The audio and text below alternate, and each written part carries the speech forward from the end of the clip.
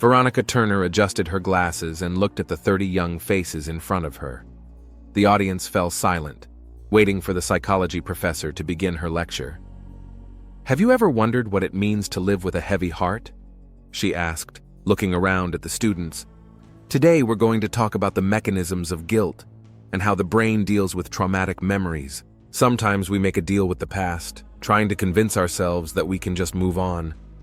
Veronica took a deep breath, trying not to show a sudden wave of weakness. There was that nausea again.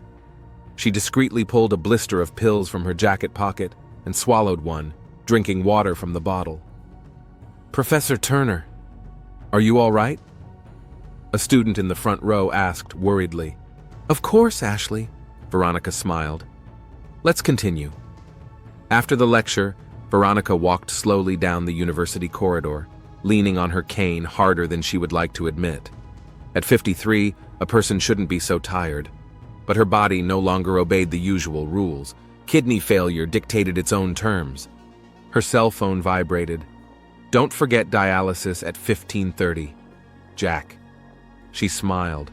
Jack never forgot to remind her of her treatments, even though she remembered the schedule perfectly. It was his way of caring, unobtrusive but constant. In the dialysis clinic, Veronica settled into a chair, habitually placing her hand in the nurse's for the needle. "How are you feeling today, Professor?" Nurse Diana asked, fixing the sensors. "The usual. Dreaming of getting a kidney and never seeing this room again."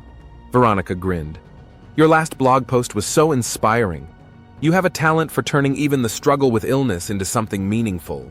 3 hours later, Veronica felt the familiar weakness after the procedure. She slowly walked out of the clinic where Jack was already waiting for her in his old Ford. "How's my beauty?" He opened the car door, helping Veronica to get in. "Tired," she answered honestly. Today had been harder than usual.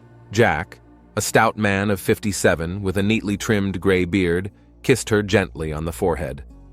Veronica had met him 2 years ago at a psychology conference.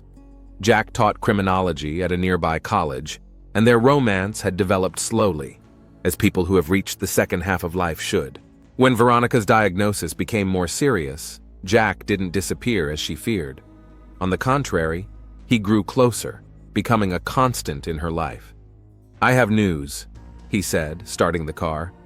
"I got the test results back." Veronica tensed. Jack had insisted on testing compatibility for a kidney donation, even though she'd been against it. "Incompatible," he said quietly, not taking his eyes off the road. "I'm sorry, Veronica. I was so hopeful." She squeezed his hand. "You're doing more than enough, Jack. I never asked you to do this. But I wanted to." He stopped the car at a red light. "I love you, Veronica, and I hate feeling useless." "You're never useless," she smiled. "Now let's go home. I have a new blog post to write. People are waiting." At home, Veronica settled down with her laptop. Her blog, Life Waiting, needed to be updated. She started typing. Day 264 on the waiting list. Dialysis again today. If you've never spent 3 hours watching a machine do the work of your kidneys, let me describe the feeling. Imagine your life energy being slowly pulled through a needle. As she typed, Veronica's gaze fell on a photograph on the bookshelf. A wedding photo from 15 years ago. Her and David, young, smiling. A photo she should have put away years ago, but somehow kept as a reminder. The memory came unexpectedly, as it often had in recent years. Their last fight, the yelling, David accusing her of being cold, of never really loving him. Veronica, tired of his control, of his constant complaints. "You're dead inside," he'd yelled then, stepping on her in the living room with the fireplace she'd completely remodeled after that night. "Get out of my life!" She pushed him then, harder than she intended. David lost his balance and fell, hitting his head on the marble edge of the fireplace. Blood. So much blood spread across the light-colored carpet. David lay motionless, eyes open, staring into nothing. The panic that had gripped her then still returned in nightmares. The call to Anna, a trembling voice. "I killed David. Help me." Veronica pushed the memory away and returned to the blog, but the words wouldn't come. She closed the laptop and walked to the window. Outside, evening was thickening, and the streetlights were already illuminating the quiet suburban street where she'd lived for the past 15 years.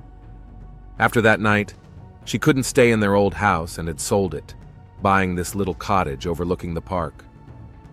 The phone rang. "Are you all right?" Anna's voice sounded concerned. She and Anna had been friends since college, but they'd only become real friends after that night. Nothing like a jointly buried body to bring you closer together. "It's okay. Dialysis, work, blog," Veronica listed. "A normal day for a dying woman." "Don't say that." Anna always reacted acutely to the mention of death. "You'll find a donor. You have to find one. And if I don't?" Veronica stared into the darkening sky. "Maybe this is payback, Anna, for what we did." "Stop it!" Anna's voice trembled. "We agreed never to talk about it. It's been 15 years, Ver. Let it go." "That's easy to say," Veronica sighed.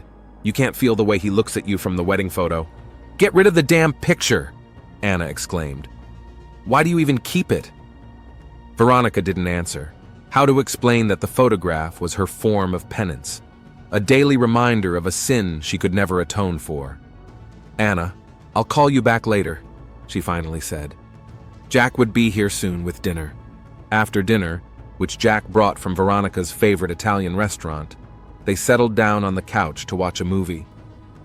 Veronica snuggled into his strong shoulder, feeling grateful that she had the good fortune to have met this man. Jack was the complete opposite of David, calm, reliable, not prone to drama. "What are you thinking about?" he asked, noticing that Veronica wasn't following the plot of the movie. "About life, about how things could have been different." She looked up at him. "Jack, you never asked me about David." "Why?" He was silent for a moment, pondering an answer. "I can see you tense up when his name comes up in conversation. I figured you'd tell me when you were ready." "Do you want to know?" "Of course." He kissed the top of her head. "I want to know everything about the woman I love, even if it hurts." Veronica opened her mouth to say, "What exactly? The truth? The lie she'd been repeating for 15 years? That David just walked away? Or the half-truth? That their marriage was unhappy?" The ringing of the doorbell spared her from having to answer. Who could it be this late? Jack frowned, glancing at his watch. It was almost 10 o'clock at night. "Probably the courier with the medicine," Veronica said, getting up.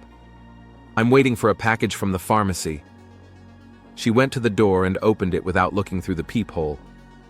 On the threshold stood a man with graying temples, wearing a dark coat. His eyes, the same blue eyes that had looked at her from the wedding photo, studied her face with an unreadable expression. Veronica felt her knees go weak. The room spun, and she had to grab the door jamb to keep from falling. "Veronica, who's there?" Jack's voice sounded distant. The man on the doorstep smiled slightly, the same half-smile he'd had 15 years ago, but the wrinkles around his eyes were deeper, and his once perfect black hair was now streaked with gray. "Hello, Veronica," said David Turner, the man she'd buried in the woods 15 years ago. "I know you need a kidney. I've come to help." Veronica stood leaning on the door jamb, feeling the ground go out from under her feet. Her ears were ringing and black dots floated in front of her eyes. This was impossible. The man she'd buried in the woods 15 years ago couldn't be standing on her doorstep. "Veronica, what's wrong?" Jack's voice brought her back to reality. He came to the door, placing a hand on her shoulder. She felt the warmth of his palm, but she couldn't take her eyes off the ghost on her doorstep. "Good evening," David said with a slight smile. "You must be Jack Foster. I'm David Turner, Veronica's husband." "Ex-husband," Jack corrected automatically, his hand on Veronica's shoulder tensing. "The one who disappeared 15 years ago." "That's right," David nodded. "And now I'm back. May I come in?" "I think we have something to talk about." Veronica finally found her voice. "That's impossible. You're dead. As you can see, I'm quite alive." David spread his hands. "And I'm ready to explain everything, but maybe not on the doorstep?" Jack looked at Veronica, waiting for her decision. She nodded slowly and stepped aside, letting David into the house. In the living room, David sat down in the chair across from the couch where Veronica and Jack had settled. He looked around the room carefully. "It's cozy," he remarked. "I always knew you had good taste, Veronica." "Enough small talk," Jack said sharply. "Explain why you showed up after 15 years. And how the hell are you even alive? David unbuttoned his coat, revealing an expensive suit. "It's a rather unusual story," he began. "That night, 15 years ago, when Veronica and I had a fight," he looked directly at her. "When you pushed me and I hit my head on the fireplace, I did faint. But I didn't die." Veronica felt Jack tense up beside her. "What are you talking about?" she whispered. "The truth, Veronica," David replied calmly. "It took me about 20 minutes to regain consciousness. You were in the other room, talking on the phone. I heard you tell Anna that you had killed me and needed help." He paused. At that moment, I realized this was my chance to start a new life. But I buried you." Veronica felt herself begin to shake. "Anna and we took your body into the woods.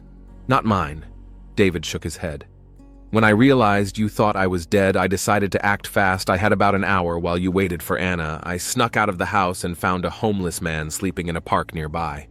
His voice grew quieter. "I killed him, Veronica. I dragged him into the house and wrapped him in the same rug you wrapped me in. He disappeared." Veronica felt nausea rising in her throat. Jack put his arm around her shoulders, supporting her. "So what you're saying," Jack said slowly, "is that 15 years ago, you killed an innocent man, framed your wife, made her think she'd killed you, and now you've just come back as if nothing had happened?" "Roughly speaking, yes," David nodded. "I wouldn't put it that way, though. I saw an opportunity, and I took it. Our marriage was unhappy, and we were both looking for a way out." He looked intently at Veronica. "But let's not forget that it was you who decided not to call the police but to dispose of the body. You made a conscious choice, Veronica." Veronica felt a chill run down her spine. He was right. She could have called the police, explained that there had been an accident. Instead, she'd chosen to cover up the crime, bury the body. "Making excuses, David?" she snarled. "Yes, I chose not to call the police, and I live with that choice every day. But that doesn't excuse you for killing an innocent man." "I'm not looking for excuses," David replied calmly. "I'm just getting the facts straight. We both committed crimes that night." "Why did you come back?" Jack asked, interrupting their exchange of glances. "Why now?" David shifted his gaze to him. "I've been following Veronica for the last few years through social media. Her blog about kidney failure is very detailed. I know she needs a kidney, and I'm here to offer mine." There was silence in the room. Veronica stared at the man she had thought dead for years, trying to comprehend his words. "Why so generous all of a sudden?" Jack asked. 15 years in hiding, and now you're willing to give an organ to the woman you ran away from?" "Let's just say," David folded his fingers, "I have my reasons. I've done a lot of rethinking over the years. And then, after all, I'm still guilty before Veronica." He smiled at her. "Consider this my form of apology." Veronica had finally gotten over the shock, and now she could feel the rage building up inside. 15 years, she said, enunciating every word. 15 years I lived with the thought that I'd killed you. I woke up nights with nightmares, and you were alive and watching me the whole time. She moved forward. "And now what? I'm supposed to be grateful that you generously decided to save me? After everything you've done?" "I understand your anger," David nodded. "But the fact remains that you need a kidney, and I might be a possible donor." "What makes you think you're a match?" Veronica asked coldly. "We're not related. I've already done preliminary tests on blood type and some other markers." David pulled an envelope from his inside pocket. "The results are encouraging. Of course, more tests are needed, but the chances are not bad." Veronica stared at the envelope, feeling conflict brewing in her chest. Anger at the man who had ruined her life fought against the desperate hope of salvation. "How do I know this isn't another one of your games?" she asked. "You don't trust me?" David grinned. "Reasonably so, but you can always check. I'm willing to undergo all the necessary tests at your clinic." "I think we need time," Jack intervened. "Veronica has just gone through a shock. I suggest we continue this conversation tomorrow." "Of course." David stood up and handed Veronica a business card. "Here's my number and the address of the hotel. Call me when you're ready to talk." He headed for the door but stopped and turned around. "By the way, Veronica, I know about your other secret. The one you and Anna buried in the woods. That's part of our conversation, too." After he left, Veronica sat motionless for a long time, looking at the closed door. "Veronica," Jack began cautiously, "I know this isn't the time, but what was he talking about? What happened 15 years ago?" She turned to him, her face a storm of emotions: fear, guilt, anger. "I did something I should never have done," she said quietly. "David and I did have a fight. I pushed him, and he hit his head on the fireplace. There was a lot of blood. I was sure he was dead." She took a deep breath. "I could have called the police." "You should have. It would have been the right thing to do. But I panicked. Called Anna instead of the emergency services." "You were scared," Jack said softly, taking her hand. "No." Veronica shook her head. "I was completely calm. Terrified, yes, but I knew exactly what I was doing. I deliberately chose to hide the body, Jack. I wrapped it in a rug. I waited for Anna. We took it into the woods together and buried it." She looked him straight in the eye. "I never called the police. I never reported my husband missing. I just told everyone he'd left after a fight, and all these years I lived knowing I'd buried my own husband in the woods." Jack was silent for a long time, pondering her words. Then he hugged her tightly. "And now it turns out that I didn't kill David," Veronica continued, not responding to the hug, "but I did help cover up the murder of an innocent man." The next morning, Veronica woke up with a headache. The events of last night seemed like a nightmare, but David's business card on her bedside table was real. Jack had brought her coffee in bed. He'd stayed the night with her, even though she'd barely spoken to him since the confession. "How are you?" he asked, taking a seat next to her. "I don't know," she answered honestly. "I feel like I've been hit over the head. What are you going to do?" Veronica stared at the mug of steaming coffee, pondering her answer. "I have to talk to Anna, and then I'll decide about David." "I'll go with you," Jack said firmly. "No," Veronica shook her head. "This is my past, and I have to deal with it on my own." Anna was waiting for her in a small cafe in the park. When she saw Veronica's face, she immediately realized that something serious had happened. "What happened?" she asked, when Veronica sat down across from her. "David is alive," Veronica said without preamble. "He came to see me last night." Anna turned pale, the cup in her hand shook, and the coffee spilled onto the table. "It's impossible," she whispered. "We buried him. I remember every minute of that night. He says he woke up while I was calling you, killed a homeless man and put his body in his place." Veronica watched her friend's reaction carefully. "Jesus," Anna covered her face with her hands. This is a nightmare. What did he want? Why did he come back now?" "He says he wants to give me a kidney, that he's been following me on social media and knows I'm sick." "And you believe him?" Anna looked at her incredulously. "Veronica, it's David. He's never done anything for nothing." "I don't know what to believe," Veronica admitted, "but if he really is compatible—" "No!" Anna grabbed her arm. "You can't accept his help. He must be up to something. Besides," she lowered her voice, "he knows about that body in the woods. If he tells the police—" "I know," Veronica nodded. "He's already mentioned it. In fact, it's a threat. All the more so." Anna squeezed her hand. "Veronica, you can't trust him, even if the price is your life." "Easy for you to say," Veronica grinned bitterly. "You're not the one dying." At that moment, her phone rang, an unfamiliar number. "Professor Turner?" A man's voice sounded when she answered. "This is Detective Alan Morrison from the Homicide Squad. We need to talk." Veronica froze, looking at Anna with wide eyes. "What's this about, Detective?" "It's about your husband, David Turner. We've received information that he's returned after 15 years away. Given the circumstances, we need to ask a few questions." "What circumstances?" Veronica asked cautiously, feeling her insides tighten. "I'd prefer to talk about it in person, Professor Turner. When would it be convenient for you to meet?" "I can come to the station in 2 hours, if that suits." "That's fine. I'll be waiting for you. Thank you for your cooperation." Hanging up the phone, Veronica looked at Anna. "Police," she said briefly. "Detective Morrison wants to talk about David's return." "Oh my God," Anna looked frightened. "What are you going to do?" "What I have to," Veronica replied. "Try to find out what they know." The police station welcomed Veronica with a chill and the smell of coffee. Detective Morrison was a tall man of about 48, with alert gray eyes and early gray hair. "Thank you for agreeing to come, Professor Turner," he said, pointing to the chair across from his desk. "As I said on the phone, we're interested in the unexpected return of your husband." "Ex-husband," Veronica corrected automatically.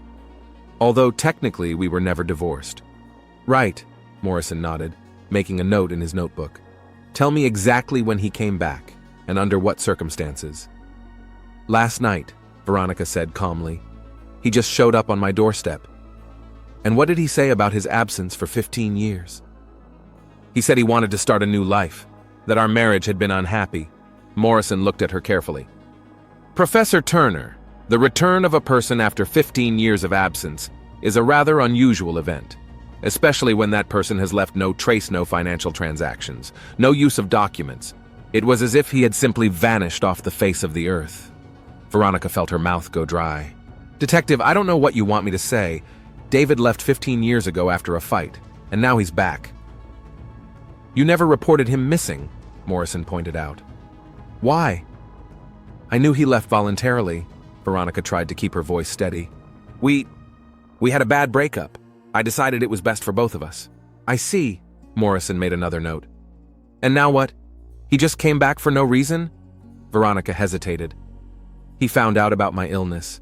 I have kidney failure, and I need a donor. David." She swallowed. "David offered to be the donor." The detective's eyebrows went up. "That's an interesting twist. A man disappears for 15 years and then comes back to give a kidney to his ex-wife?" He shook his head. "That doesn't sound like an ordinary story, Professor Turner." "Life is rarely ordinary at all, Detective." Veronica held his gaze. "May I ask why the police are so interested in my husband's return? As far as I know, it's not a crime to disappear for 15 years. "No, it isn't," Morrison agreed. "But we became interested in this case after we received an anonymous tip." He paused. "Someone claims that something bad happened to your husband the night he allegedly left, and that you may have had something to do with it." Veronica felt the blood rush from her face. "This is absurd," she said in a weak voice. "As you can see, my husband is alive and well." "Yes, he is," Morrison nodded. "But now I would like to speak to him. And perhaps your friend Anna Gray. From what I understand, she was close to your family and may have known about your last fight with your husband." Veronica clenched her hands under the table to keep them from shaking. "Of course, Detective. I'll tell David you want to talk to him." "Thank you for your cooperation, Professor Turner." Morrison stood up, signaling that the conversation was over. "We will contact you if there are any further questions." Leaving the station, Veronica immediately dialed David's number. "Police," she said as soon as he answered. "Detective Morrison wants to talk to you. And Anna, too." "Expected," David replied calmly. "Don't worry, I know what to say. And I keep my word. Nothing that could hurt you." "They got some kind of anonymous message, David, that something happened to you that night, and that I might have had something to do with it." There was silence on the other end of the line. "It's a problem," he finally said. "But it's okay. We'll get through it. Don't forget that I'm here now, alive, and I can confirm that I just left after the fight." He was silent for a moment. "By the way, have you thought about my offer?" I don't know, David," Veronica answered honestly. "It's all so complicated." "Time is not on your side, Veronica," he reminded her gently. "Think about it. After talking to David, she went to Anna's house. Her friend was pale and clearly scared. "What are we going to do?" Anna asked, once Veronica had told her about the conversation with the detective. "If they start digging." "They won't find anything," Veronica said firmly, even though she wasn't sure. "David is alive. He'll confirm that he just left after the fight." "And what about the body in the woods? If they start looking, why would they look?" Veronica tried to sound confident. "No one knows about that place except the three of us." "But this anonymous report," Anna fidgeted nervously with the hem of her blouse. "Who could have sent it?" "I don't know." Veronica shook her head. "But we have to stay calm and stick to the same story. You just say that you knew about my fight with David, and that I called you that night because I was upset. What if they ask for more?" Just say what everyone knows. We had a fight and he left. Veronica squeezed her friend's hand. We'll manage, Anna. Back home, Veronica found Jack waiting for her with dinner. How did it go? He asked, kissing her on the cheek. The police were interested in David's return, she replied tiredly. They received some anonymous report that something had happened to him that night. Jack frowned. That's odd. Who would send such a message? I don't know. Veronica slumped down in her chair. This whole thing is like a nightmare, Jack. 15 years I lived with the idea that I'd killed a man, and now it turns out I didn't kill David, but I was involved in the murder of an innocent homeless man. Jack sat down next to her and took her hands in his. What are you going to do about David's offer, about the kidney? Veronica was silent for a long time before answering. I don't know. On the one hand, it's a chance at life. On the other hand, I don't trust him. I don't know what he's up to. What's more important than life? Jack asked quietly. Even if you don't trust him, why not take this chance? Veronica looked at him with a long look. Is that really what you think? That I should accept his help? I think you should live, he answered simply. And we'll sort out the rest together. The next day, Veronica made an appointment with David at the clinic to undergo tissue compatibility tests. The results exceeded all expectations. They were almost a perfect match for the transplant. It's a rare coincidence, Dr. Ramirez said as he reviewed the results. It usually happens in close relatives. You're very lucky, Mrs. Turner. As they left the clinic, Veronica looked at David. Why are you doing this? She asked him bluntly. The real reason, David? No games. He looked at her for a long time before answering. Because I'm guilty to you, Veronica. I ruined your life, made you live 15 years with the guilt of a murder you didn't commit. He paused. And because despite everything, I still remember that I once loved you. I don't believe you. Veronica shook her head. But I'll take your kidney. Not for you, but for me, for my life. That's all I'm asking. David nodded. What's the date of the operation? In 2 weeks, Veronica replied. Unless, of course, the police interfere. She couldn't sleep for a long time that night, thinking about the upcoming surgery and the fact that David was really back in her life. Strange how fate sometimes makes a circle. The man she thought had killed her was now to save her life. 2 weeks before the surgery, Veronica's condition deteriorated dramatically. Dr. Ramirez insisted on hospitalization. Her creatinine levels are too high, he explained as he reviewed the results of the tests. You need constant medical monitoring before surgery. Mr. Turner has already undergone all the necessary tests and is ready to donate. Medically, we could perform the surgery as early as tomorrow. Veronica nodded weakly. She felt like she was in a fog. The last few days had brought more turmoil than all 15 previous years. Good, she agreed quietly. Then let's not delay. Jack helped her pack the necessary things and drove her to the clinic. He'd been there for her all these days, quietly supportive and not asking too many questions. Veronica was grateful for that silent presence. I'll come by every day, he said as he helped her get settled in her hospital room. If you need anything, call me anytime. Thank you. She squeezed his hand. I don't know what I would have done without you. You'd be fine, Jack smiled. You're stronger than you think. After he left, Veronica stared out the window at the falling dusk for a long time. Tomorrow, her life would change. Either she would get a new kidney and a chance at a future, or she didn't want to think about the other option. The door opened quietly, and David entered the room. He looked calm, even relaxed. How are you? He asked, sitting down on the edge of the visitor's chair. Like a man who has poisoned his own kidneys, Veronica replied tiredly. Are you really ready for the operation? All the formalities have been taken care of, David nodded. Tomorrow morning at 10 o'clock they'll take us away for preparations. He was silent for a moment, looking at her pale face. You know, I never thought we'd end up like this, connected again. Life writes strange circles sometimes. It's not a bond, David, Veronica countered. It's just a medical procedure. Maybe, he smiled slightly. But a part of me will be in you for the rest of your life. Isn't that a connection? Veronica felt irritated. What did you want? She asked bluntly. You didn't just come to find out how I was feeling. David pulled an envelope out of his inside jacket pocket. I wanted to give you this. Here is my written statement to the police. I confirm that 15 years ago, I left home voluntarily after an argument and no crime has been committed against me. He placed the envelope on the bedside table. Detective Morrison will get a copy.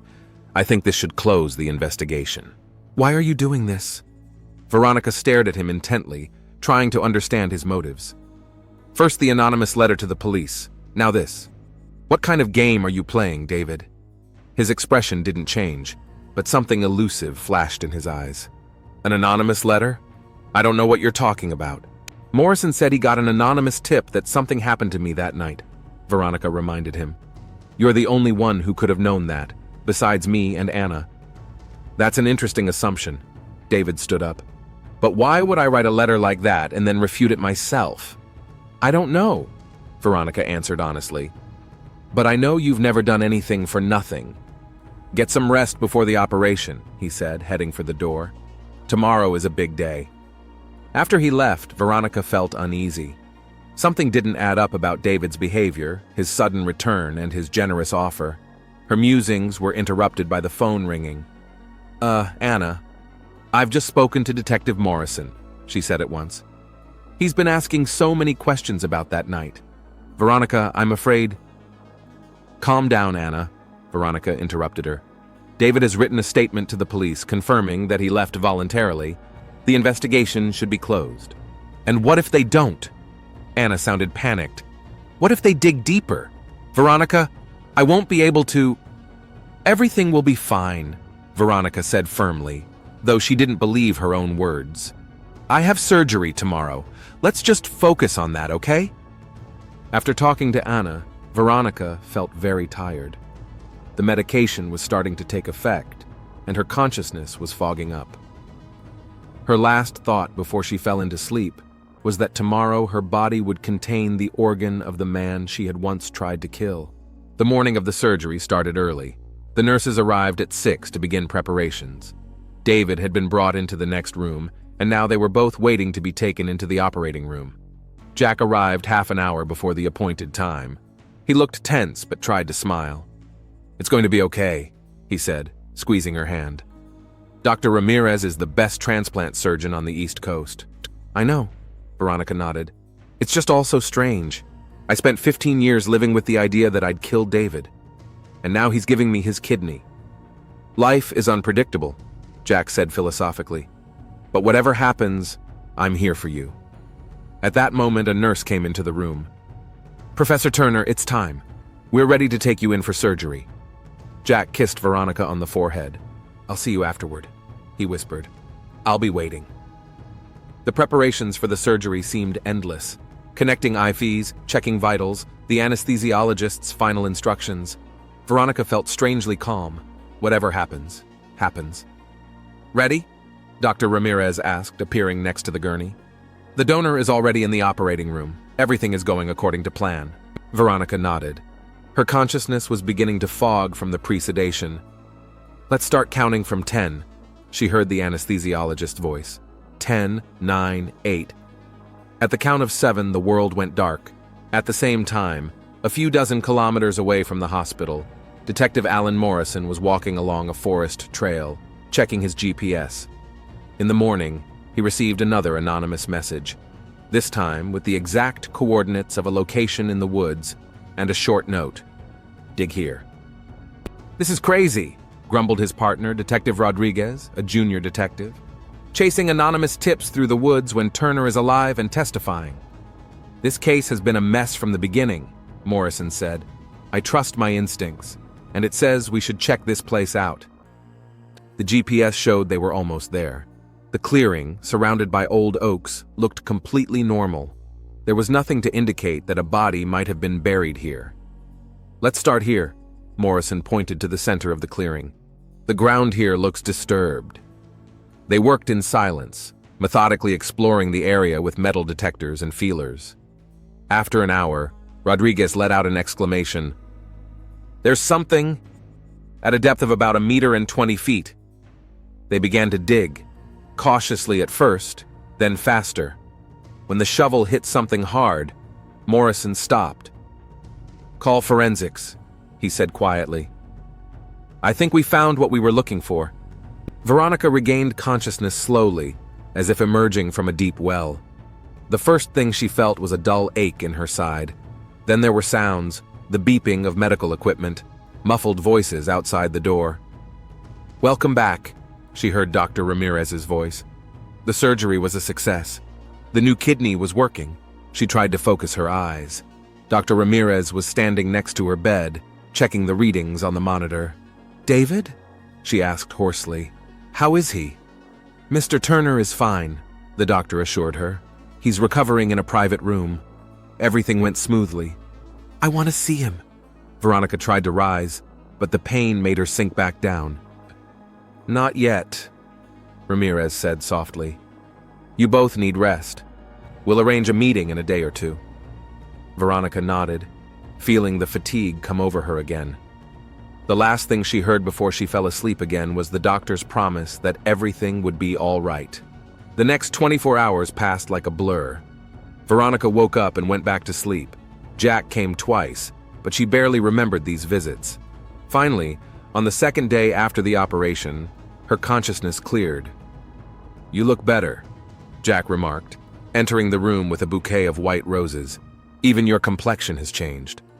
I feel better, Veronica admitted. It's like awake after a long sleep. That's a good sign. Jack put the flowers in the vase. Dr. Ramirez says all the vitals are excellent. The new kidney's taken good root. And David? Veronica asked. Have you seen him? Jack hesitated strangely. About that. Veronica, David's gone. What do you mean, disappeared? She felt her heart start to beat faster. He signed a waiver last night and left. Left a letter for you. Jack pulled an envelope from his pocket. Dr. Ramirez was furious, but legally he couldn't hold it back. Veronica took the envelope with trembling hands. David's handwriting, whom she hadn't seen in 15 years, but instantly recognized. Veronica, by the time you read this, I'll be far away. My part of the bargain is done. You got a kidney that will save your life. Now I'm free to move on. Don't try to find me. Yeah, I wrote that anonymous letter to the police 3 years ago, and the second one, with the coordinates. By the time you read this, Detective Morrison has already found the remains of our mutual friend in the woods. Excavations are well underway. Why did I do that? Because I wanted you to accept my kidney. I wanted you to live. And I wanted you to know the truth. You're not a killer, Veronica. You never were. I was. Take care of my kidney. It's yours now, and so is your freedom. David. Veronica felt nausea come up to her throat. He'd confessed, admitted to sending the anonymous letter on purpose to corner her. Veronica? What is it? Jack asked worriedly. She didn't have time to answer.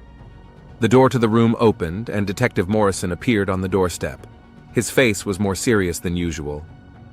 Professor Turner, he began without preamble. We need to talk. I'm afraid I have some bad news. Jack stood up, blocking Veronica. She's just had major surgery. Can't it wait? Unfortunately, no. Morrison showed his badge. Yesterday, we found human remains in the woods. According to preliminary reports, they've been there for about 15 years. Veronica clutched David's letter in his hand. What does it mean? She asked, even though she already knew the answer. It means we need to find out who the remains belong to, Morrison replied. And why your husband, who claims he just left 15 years ago, suddenly disappeared again right after the operation. He paused. Professor Turner, do you know anything about this? Veronica looked at the letter in her hand. Evidence that would clear up a lot of things. Proof that David himself had orchestrated all this chaos. Yeah, she began, but was silenced when a disheveled and pale Anna ran into the room. Veronica! She exclaimed, not noticing the detective. They found... When she saw Morrison, she froze with her mouth hanging open. Miss Gray? The detective nodded. How fortunate. I was just about to talk to you. Anna shifted her gaze from the detective to Veronica and back again. Yeah, I don't know what you mean, she mumbled. I came to visit a friend after her surgery. And to let her know we found something? Morrison clarified. I wonder how you knew what you'd found. The information was kept confidential. Anna turned even paler. Detective, Jack intervened. I understand the importance of the situation, but Veronica is really in a very serious condition. The doctors have forbidden any kind of stress. I understand, Morrison nodded, but I'm afraid this can't wait. We're dealing with a possible murder. Veronica shifted her gaze from the detective to Anna, then to the letter in her hand. One of those present must tell the truth. But who? The detective, she finally said, unfolding the crumpled letter. I think this might help clear things up. She handed him David's letter. As Morrison read, the room was dead silent. Anna looked at Veronica with horror, Jack with bewilderment. Interesting, the detective said at last, folding the letter neatly. It explains a lot of things, but not everything. He looked at Veronica. Professor Turner, we need a full and honest statement from you about what happened 15 years ago. Veronica took a deep breath. The moment of truth had arrived. I'll tell you everything I know, she said quietly. But not now. I need time to recover. Morrison nodded. I'll give you 3 days. After that, I'll see you back at the station. He glanced at Anna. You too, Miss Gray. After the detective left, Anna collapsed into a chair. What's going to happen now? She whispered. Veronica, they found the body, and David's gone. We'll be charged with murder. Calm down, Anna. Veronica felt strangely calm. We have David's letter. He admits that he killed that homeless man. And you think that's enough? Anna fidgeted nervously with the strap of her bag. What about the fact that we buried the body in the woods? That's complicity. I know, Veronica nodded. And I'm willing to take responsibility for my actions. What? Anna stared at her. Are you crazy? Do you want to go to prison? I've lived in a prison of my own guilt for 15 years, Anna, Veronica answered quietly. Maybe it's time to break free. Jack, who had been silently watching their conversation, finally intervened. Veronica is right, he said, sitting down next to her. The truth always finds its way out. It's better to face it on your own terms. Anna shifted her gaze from one to the other. You're both out of your minds, she whispered. I'm not going to sit in jail for helping a friend in trouble. She jumped up and ran out of the room, slamming the door. Do you really want to confess everything? Jack asked quietly when they were alone. Yes. Veronica felt the weight that had been weighing on her all these years begin to recede. I'm tired of running from the truth. 3 days later, when Veronica, still weak but able to move, came out of the hospital, she was surprised. Anna was standing at the entrance, shuffling nervously from foot to foot.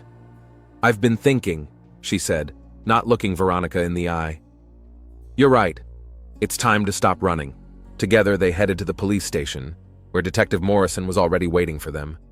For the next few hours, they told the full story of what had happened 15 years ago. Veronica didn't leave out a single detail. Not about how she'd decided not to call the police. Not about how she and Anna had buried the body in the woods. I see. Morrison took notes, listening intently. Well, it's a difficult situation, but given the circumstances, he put the notebook away. We'll find David Turner. His confession in the letter is strong evidence, but we need his testimony. And what about us? Anna asked quietly. That's for the prosecutor to decide, Morrison replied, but I will include in the report that you voluntarily came forward with the confession. That will be taken into account. As they left the station, Veronica felt strangely relieved. Whatever happened next, the weight of 15 years of lies no longer pressed down on her. What now? Anna asked when they stopped in front of Jack's waiting car. Now we wait, Veronica answered, and move on with our lives as best we can.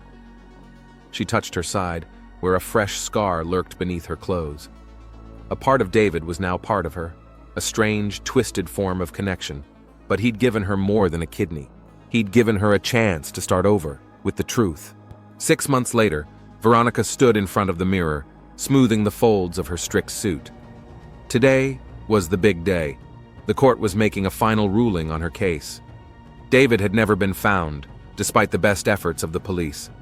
Vanished, just as he had been 15 years ago.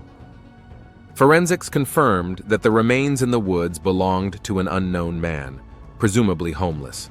Cause of death was a blow to the head with a heavy object. Based on David's letter and the testimony of Veronica and Anna, The prosecutor charged David Turner with first-degree murder, Veronica and Anna with concealment and failure to render aid. "You ready?" Jack asked, peering into the room. He'd been by her side all these months, supporting her every step of the way. "As ready as I can be," Veronica nodded. "I'll take whatever verdict I can get." "Your lawyer is optimistic," Jack reminded her. "All things considered, he thinks it'll be probation." Veronica nodded again. Whatever the court decided, she was already free of the lie, of the weight of the secret, of guilt for a murder she hadn't committed. She touched her side. David's kidney was working perfectly. Ironically, the man who had ruined her life had ended up saving it. "Let's go," she said, taking Jack's hand. "It's time to face the future. Whatever it was, it would be built on truth, and there was a certain freedom in that."